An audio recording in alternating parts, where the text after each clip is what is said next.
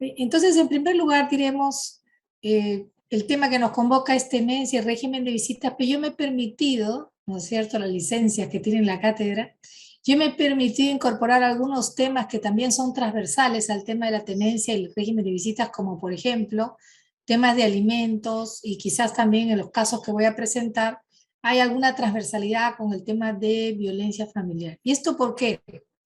A veces cuando estamos en procesos bastante críticos dentro de la familia, ¿no? Las personas se encuentran en procesos de divorcio o están luchando la tenencia de sus menores hijos, ¿no? Existe una vocación de incorporar denuncias, a veces justificadas y a veces no justificadas, vamos a decir, falsas denuncias o supuestas denuncias de violencia familiar. Y eso de alguna manera entorpece y desnaturaliza realmente los procesos de tenencia y de régimen de visita. ¿Y por qué lo hacen? ¿No? La gran reflexión a la que podríamos llegar. ¿Por qué lo hacen, doctora?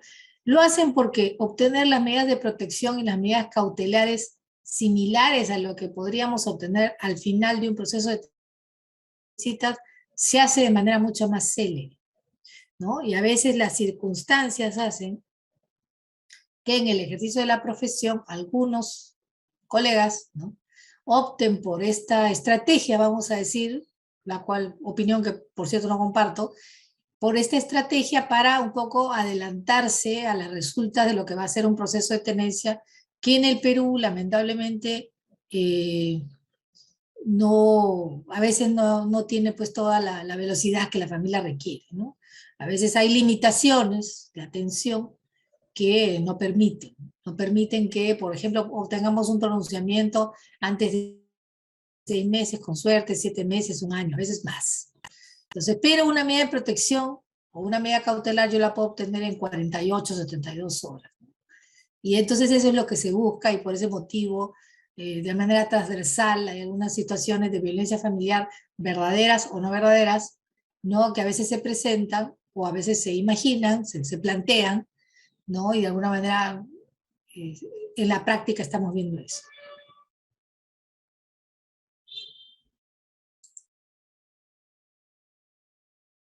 Buenas noches, disculpen, parece que ha habido un problema técnico. Voy a Ya. reiniciar la presentación en donde me quedé. ¿Me pueden habilitar para compartir, por favor? No, ¿no? Y está habilitado. Gracias.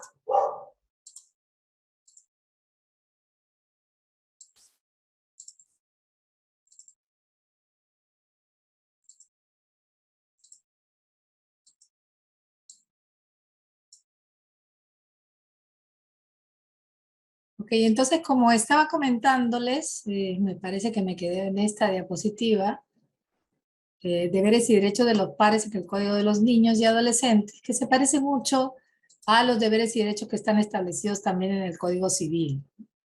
Entonces, a continuación les voy a referir en relación a este punto sobre privación y extinción de la patria potestad. En los incisos C y D, ustedes pueden observar, hay declaración judicial de abandono.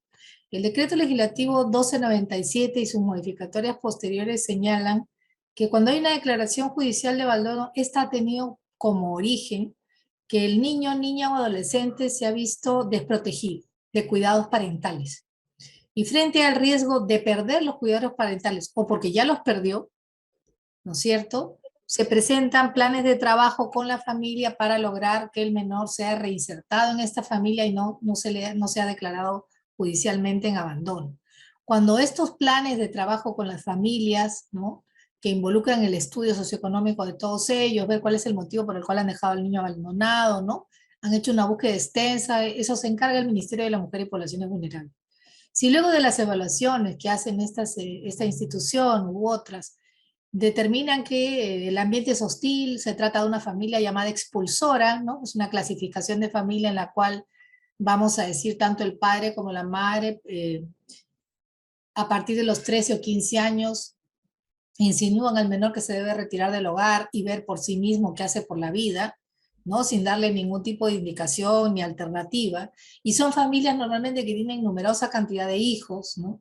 Entonces, a partir de los 10, 11 años, estas familias expulsoras son violentas con los niños que van creciendo o les van dando muchas más responsabilidades de las que debieran tener a la edad tan pequeños, ¿no? Les ponen al cuidado de 4 o 5 hermanitos, hacen que trabajen horas más allá de la edad que corresponde, ¿no es cierto? Mejor, más allá de sus capacidades, ¿no? Y les hacen responsables de cosas que en realidad los padres deberían estar viendo, o los exponen a peligros innecesarios, los dejan en un ambiente nocivo para el desarrollo del menor, con la posibilidad que puedan ser ultrajados sexualmente, o estos mismos padres se dedican a vicios, ¿no?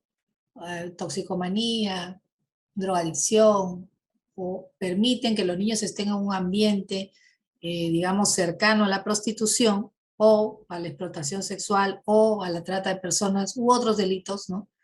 Y por este motivo el niño huye y luego es encontrado por el Estado o por personas de buena voluntad que le conducen a las autoridades, ¿no? El niño se niega a decir su nombre, no se llega a ubicar cuál es la procedencia de este niño, por la razón que sea, se examina y se determina que el niño no puede volver, que ya ha perdido completamente los cuidados parentales porque el padre es alcohólico y la madre es drogadicta y el niño no puede volver a ese ambiente, ¿no? Se procede a la declaración judicial de abandono luego de un largo procedimiento, ¿no? Que trata de hacerse cada vez lo más breve posible, ¿no? Por eso están modificando permanentemente este decreto, ¿no? Y entonces en esa situación, ¿quién va a solicitar la tenencia? Ahí podemos tener, por ejemplo, a algún pariente hasta el 4º grado de consanguinidad, que pueda acercarse, ¿no es cierto?, a solicitar tener bajo su tutela al menor. También cuando se les va a privar y extinguir la patria potestad, cuando han cometido algún delito doloso en agravio de sus hijos o en perjuicio de los mismos. Llámese cualquiera de las vulneraciones que he mencionado anteriormente que pudieran perjudicar al menor. Frente a la extinción y la privación de la patria potestad, la tenencia se le suspende o se le extingue la patria potestad y la tenencia, el Estado tiene que decidir a quién se la va a otorgar. Entonces ahí podemos tener varias alternativas, pero otras situaciones en las cuales también se les suspende o pierden la patria potestad, cuando les dan consejos o ejemplos que los corrompen, cuando les permiten la vagancia o lo dedican a la mendicidad, cuando los maltratan física o mentalmente, cuando se niegan a prestarles alimentos, ¿no? Por ejemplo, una madre podría perder la tenencia si el padre está pasándole pensión de alimento y la madre se está con ese dinero, no le está dando de comer a la menor, sino que lo dedica a otros fines, ya sean vicios o no vicios, pero lo dedica a otros fines, pero no lo está dedicando a darle de comer a la menor, vestirla, cuidarla, atenderla, pagarle un seguro médico, que vaya al colegio, etcétera, etcétera. Todos los conceptos que están establecidos y que constituyen alimentos. Entonces, en ese sentido, también tenemos que la legislación ha prohibido al demandado por alimentos, caso contrario, ¿no?, al demandado por alimentos, iniciar un proceso posterior de tenencia, salvo por razones debidamente justificadas, que están establecidas en el Código de los Niños y Adolescentes en el artículo 97. Por ejemplo, lo que acabo de explicar, ¿no?, que la madre se niegue a prestar alimentos a su hija poniéndola en grave riesgo. ¿Por qué? Porque negarle alimentos a un adulto es un tema, ¿no?, complicado, serio. Pero negarle alimentos a un niño o niña definitivamente coloca a esta menor en una posición de desventaja para su desarrollo futuro, ¿no? Negarle el alimento a un niño en determinada edad puede ser absolutamente, vamos a decir, perjudicial. Le voy a dar un ejemplo. Yo llevé el caso de un señor que tenía 2 hijos, se molestó con la señora, un buen día decidió que quería irse y se llevó a su menor hija lactante de 1 año de edad, ¿no? La niña estuvo sustraída de los brazos de su madre hasta luego de 1 semana que se le logró ubicar y la señora ingresó al hogar de los suegros, cargó a su menor hija y no paró hasta la puerta. De ahí ella se fue a la comisaría, donde ya recién se puso en contacto conmigo, y ella había denunciado al padre por sustracción de menor. A su segundo hijo no lo pudo recuperar hasta mucho tiempo después, pero el segundo niño era mayor, tenía 3 años. Pero en ese momento negarle la lactancia materna a una menor es algo pues que no solamente la colocó en un grave riesgo a esta pequeña, sino que le ha negado pues los nutrientes más importantes que esta menor necesitaba en esa etapa de su desarrollo. No, la jueza lo vio como una actitud completamente, en la audiencia, ¿no? Lo vio como una actitud completamente, vamos a decir, irresponsable, así se lo hizo notar, ¿no es cierto?